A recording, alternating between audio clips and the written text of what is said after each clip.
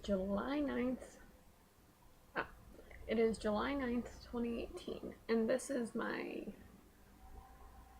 8th video diary.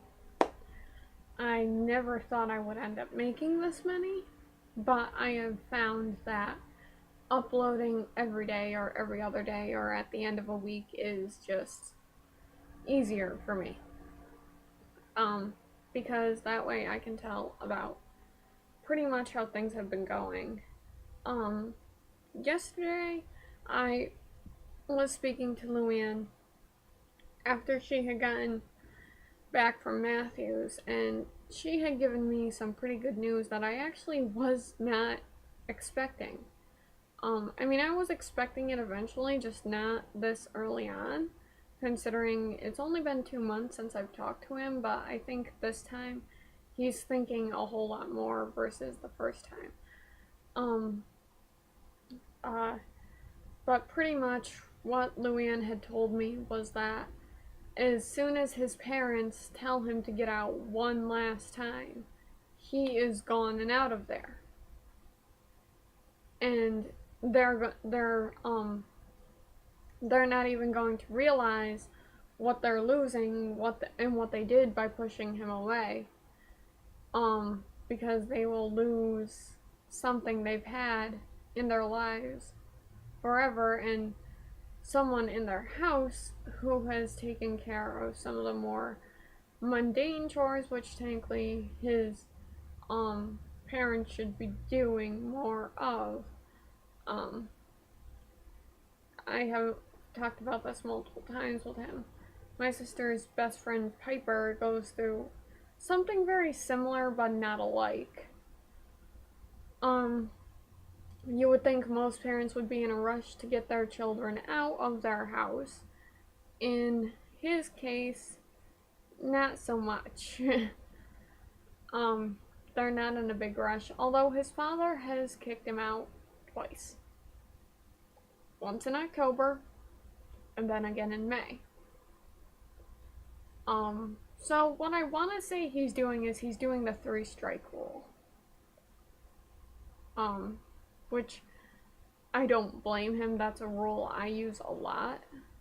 Once you hurt me 3 major times, I'm done. There are always some people who are exceptions to that rule. There are some situations that are exceptions to this rule. But I really hope he does eventually get out of there soon, because it's like, he's not in the greatest of places right now. Neither of him and I are in a great place right now, probably mentally or emotionally. What's going to happen is when him and I can talk again and see each other again, we'll be able to make it up to each other a whole lot faster versus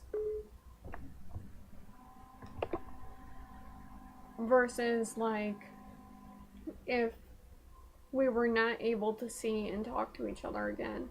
Once he makes the decision to get out of his parents' house, him and I can actually call each other again. We can possibly video chat.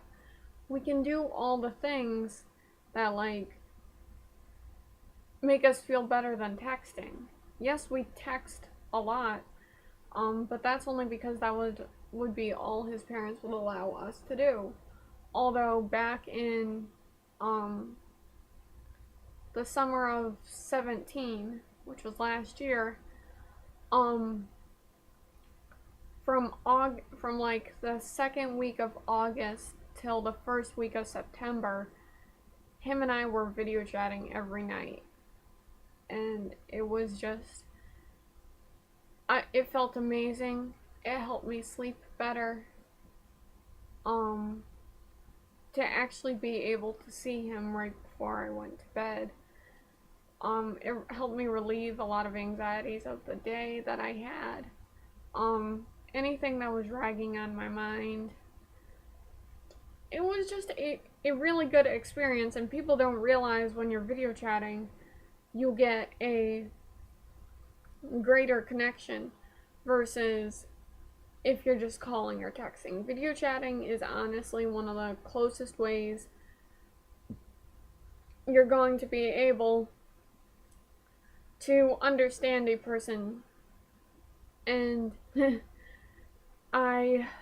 once my dad gets a settlement, we will be moving out of this trailer, and we will be in our own house. I will have my own room for like it's been a while since I've had my own room that I could just call my own. And I find that to be absolutely amazing. I will have more privacy.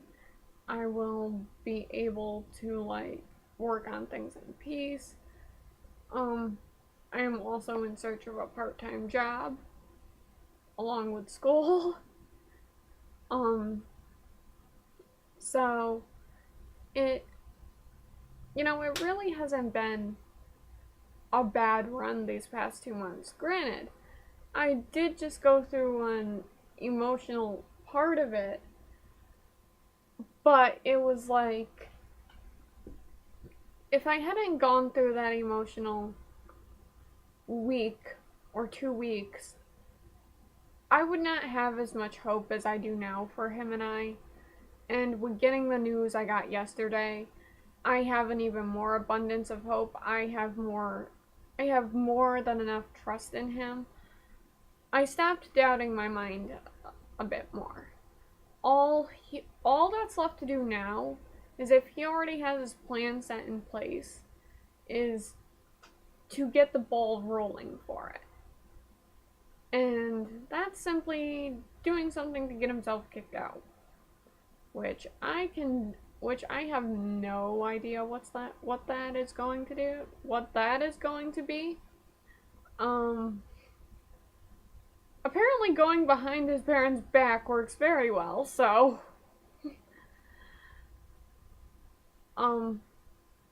but if he moves in with Luann, he will have more freedoms. He will have more privacy. I mean, granted, minus the 30 children, but he will still have more privacy. He will, the first thing Luann would do if he moved in with them is, he would get a phone of his own, for one. If he helped out around the house, that's how he would earn his phone card. Luann and her husband, and probably anyone on her side of the family, would help him get his permit and then start looking for a job. Granted, it will be kind of a slower process when he moves out, but honestly, in the end, it'll be worth it, because he will finally be able to figure out what he needs to do and what he wants to do. Right now, he's kind of on the fence about school, and I don't blame him there. I can understand that he values education just as much as I do. I mean, you're talking to an honors student.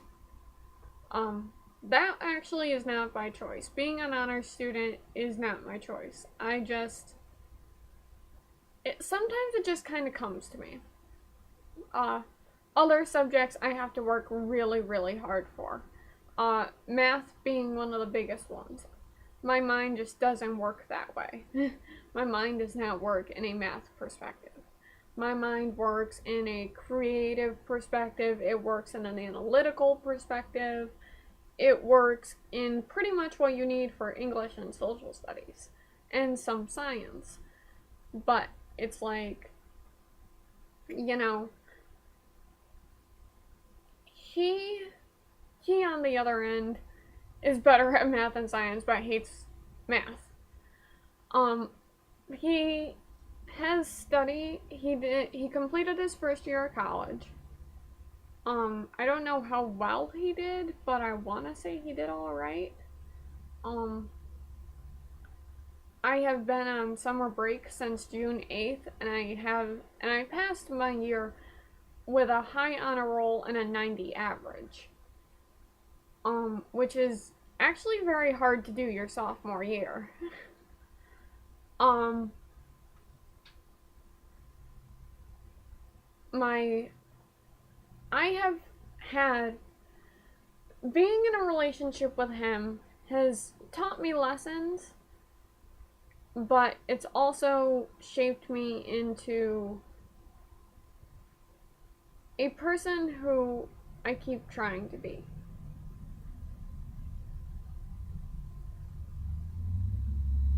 And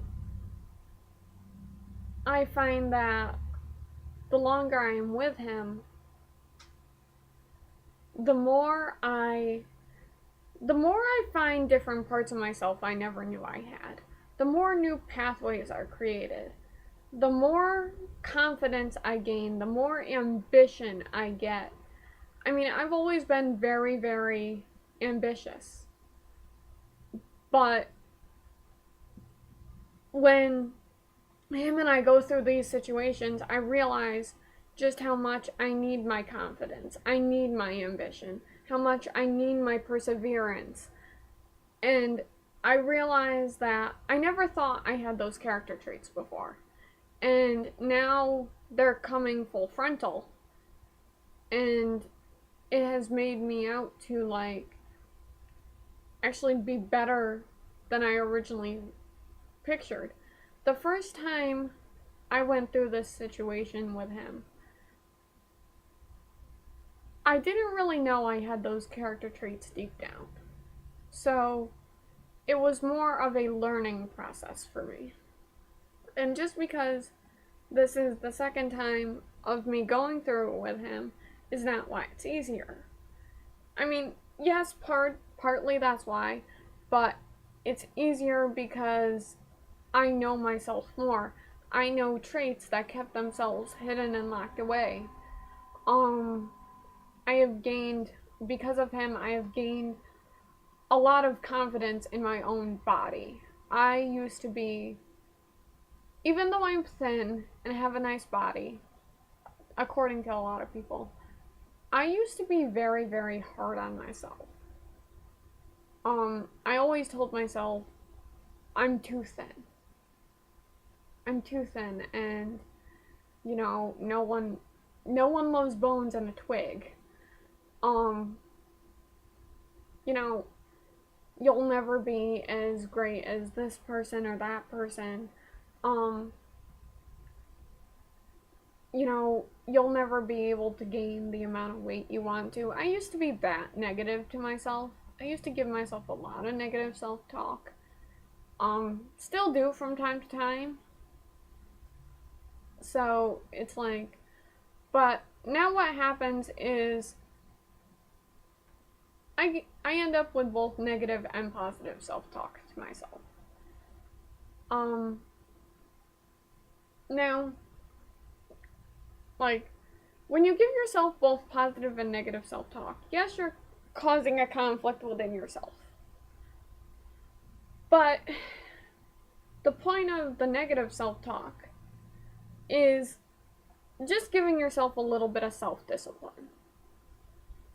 Not putting yourself so high to where you think you're better than everyone else. It puts you at a spot of where you become very, you actually, if you're me, you become very, very obedient. And try not to step out of line, but you do sometimes when you want to speak your opinion. And I'm sorry, this has gotten to be all about me. But with Matthew, he helped me a lot with that. He helped teach me positive self-talk. He made me feel more confident, like I was the he loved me for my uniqueness, because truly there's only ever one of you. There's only one person that has your same exact characteristics, personality, your persona, your mindset, everything. There's only one of you. There may be someone that looks like you, but they can be completely different from you. Everyone is unique in their own way. we all have similarities, but in some, like, we may all have similarities, but no one will ever be exactly like you and have the same combination of everything. Um, I learned this very early on because I value people more for personality than looks. But if you show me that your personality isn't the greatest, I will start to slowly back away from you. I will be more I'm more defensive. I'm I'm more like I won't say anything. I put up my wall. Very few people have learned how to break down my wall. And no, I don't mean literal wall, it's a figurative wall. I'm very guarded around new people. Very, very guarded. Just because I don't like losing people and I don't like getting hurt. I also don't like hurting people. So I become very guarded because I don't want to make a mistake and have you like, oh, I don't like this about her, that, and that. So I become very guarded. I become very closed off. Granted, I talk a lot, but I don't talk about what I would really want to talk about. If I talk about Matthew a lot with you, it means I'm comfortable with you enough to show you my relationship and all that I've gone through. If I talk about school with you, um, I'm, I am able to, I'm not showing off when I talk about school. I am showing you that I am more than what you may have perceived.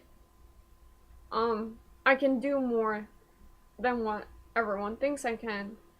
When I talk to you about sports or bowling, that's a leisure conversation. These are, like, I go through small talk with people, but in reality, I don't like small talk because I am a person who very much from time to time will live in her own mind, having conversations with herself. So, it's like, I'm very analytical. I love looking deeper into something. I love trying to figure out why a person does something. You know, I love talking about zodiacs, astrology. Religion's a harder topic to talk about. I don't get into it as much because mine oftentimes, like, makes people, like, oftentimes I'm not very accepted for mine, but I don't care. I accept all other religions. If you don't accept mine, I'm fine with that. You're free to live your own life. But I guess pretty much where I'm going with this is that Matthew and I, even though we're different, we're the same in a lot of ways. He reacts to things emotionally similar to I do.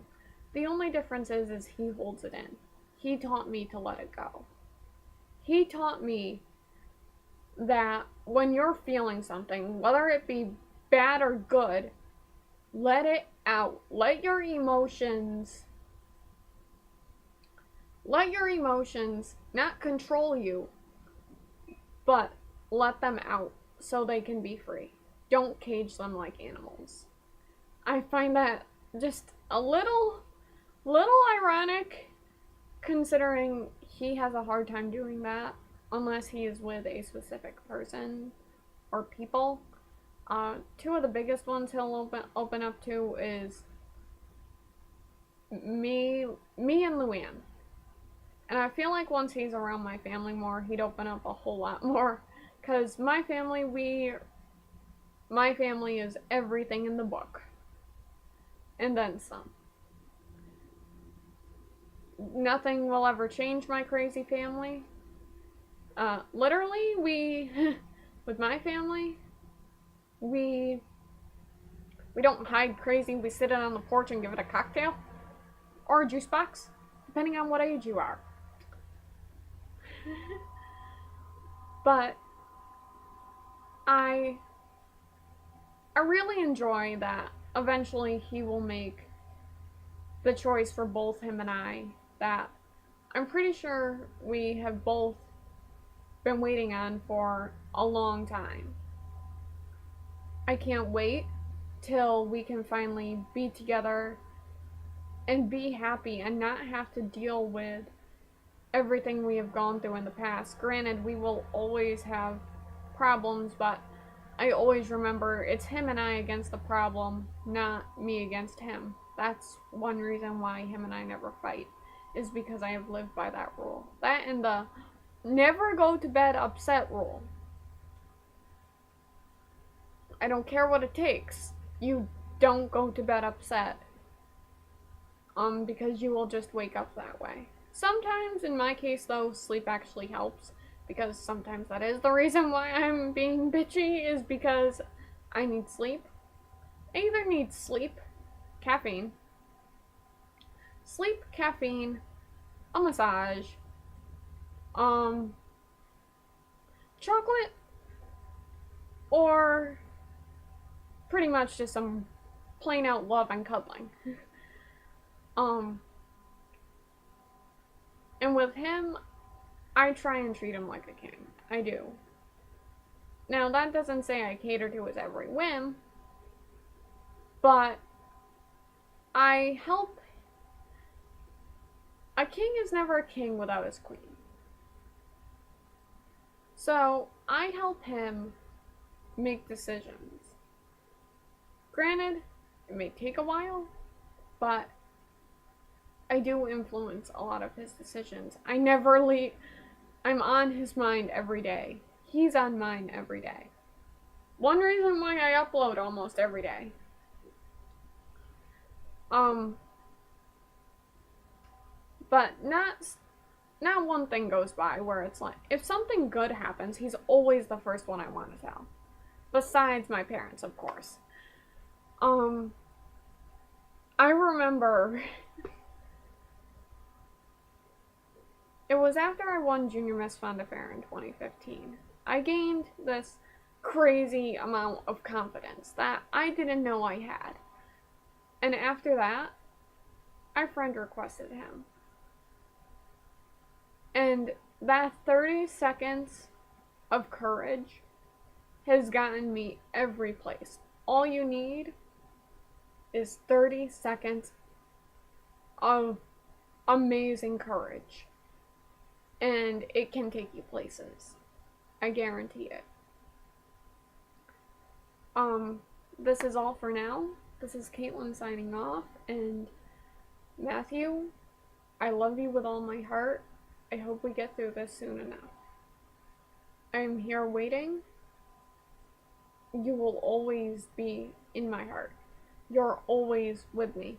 Granted, I'm not wearing any of the jewelry you gave me today, but that's only because I didn't get a chance to put it on before the video. So, I love you. I will be here when you're ready. I hope you get out of your situation. I hope you get us out of our situation soon. And I have all the hope for you in the world. I have all the trust in the world for you. I have the greatest amount of faith for you. I know you will make the right choices for me and you. And honestly, I'm still up for our first date being Fright Fest, if we can ever make up the money for it. So, I love you, and I'm signing off. So, see you later.